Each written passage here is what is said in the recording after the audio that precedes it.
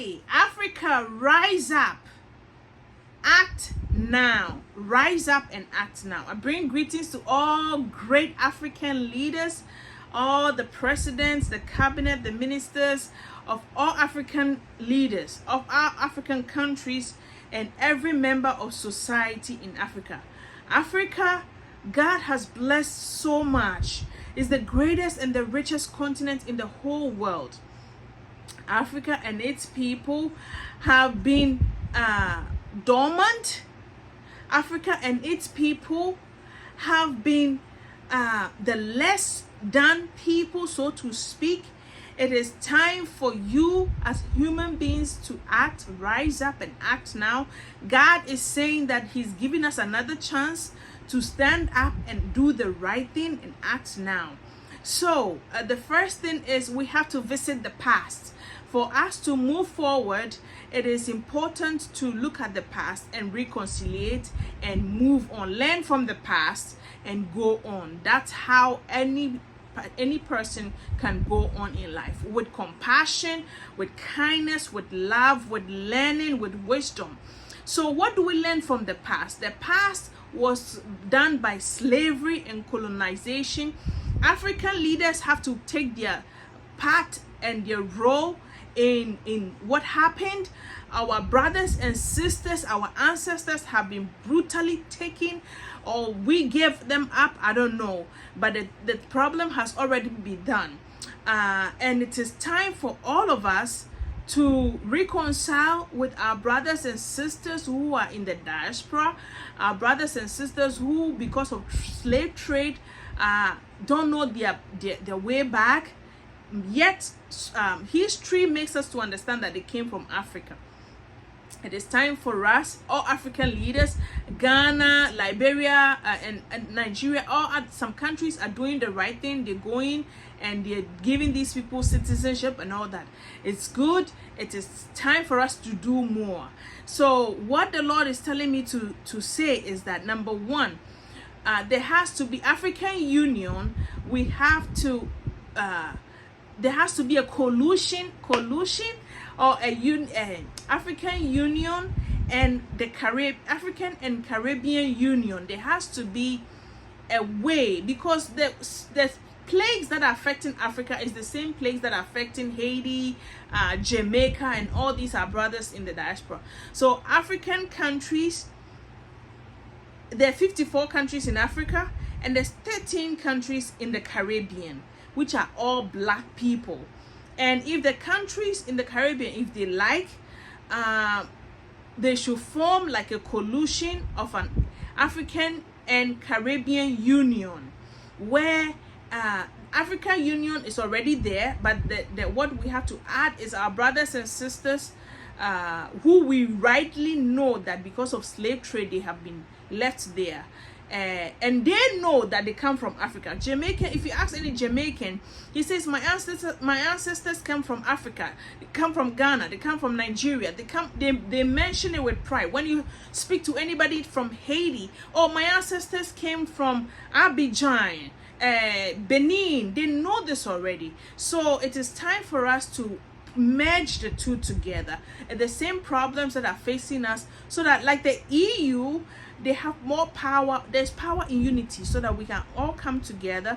The president of each country come together, and then you will have a much more powerful voice outside the that's number one.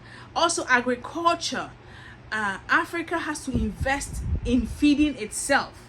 It is high time that we stop feeding ourselves from import and import. Meanwhile, there's so much land, there's so much to do. The government should be able to give incentives, grants, not loans, grants to people who are rightly coming from the universities, who have studied agriculture. Give them grants. Let them write an essay or something. Give them grants so they can do agriculture on a large scale, and they'll report back to you or something. Like Mr. Ibrahim, His Excellency Ibrahim Traore did from Burkina Faso. he got stakeholders from the society. Everybody gave money, and they formed a tomato factory and a tomato farm. This is what this is what African countries have to learn from one another. If something is working, do it. The knowledge was given to you by God. Let us share it and improve one another country. I know someday Africa will unite, but it's going to be hard. But for now, let us keep it as it is and invite our brothers and sisters, form a country, form a union where the Caribbean and the Africans meet like the AU does. Just add them to the process. Add them. Have a head office in another head office in Ghana, in Nigeria, in Ethiopia. Have head offices in big cities. So one year you go here, another year you go there. That's how we all develop together. And the army, African army, we will have to equip ourselves with training, getting the right people, getting ready. The army is not just for war.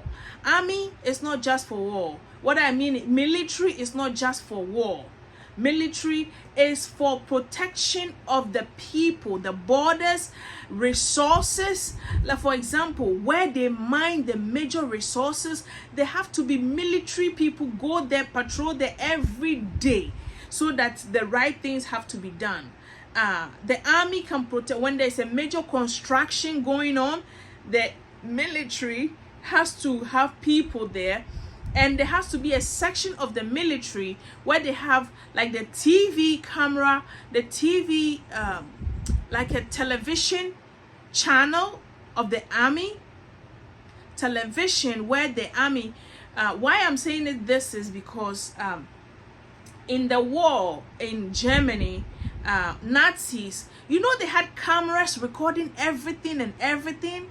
They had cameras when the people were going to the Auschwitz, when the people were going to get burnt, when the people were coming out of the cameras recording their every step. Even cameras recording, what's his name? Hitler. All the meetings Hitler did, they had cameras in there just for we can also use it in a positive way.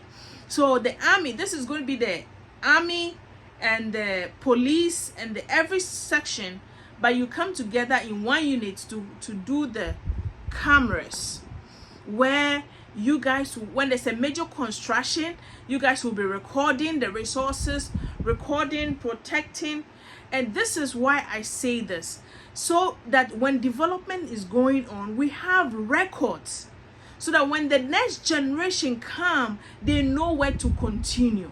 They don't have to start from the scratch. You know what I mean? And Africa, for assassinations, whenever there's a president who is doing the right thing, the first thing they do is to assassinate the person and then case die. This has to start. Africans we have to rally around our own people. The people who are doing the right thing, let's rally around those people who need accountability. Let's give them accountability and all that. And God will help us do it, And I pray that any leader who is like Ibrahim, His Excellency Ibrahim Traore, who is doing the right thing, I pray that may God send angels to protect all the leaders who are doing the right thing, so that assassination will never succeed. They might try, they will try, but by the grace of God, it will never succeed, because this is for the glory of God and to the glory of God. All those around the president, protect him with everything, because this is God's work that you're doing. You're doing this for the glory of God. Okay, so God bless you. I pray that all Africans will rise up, act now. Rise up and act now. God is backing us. God is giving us another chance. Let us not destroy this, because African, we are the original people. We are the leaders, and we have everything that it takes to rule ourselves and to be examples to others. Let us do it, and God will bless each and every one. God bless you, and I'm your servant, Mary Barnes.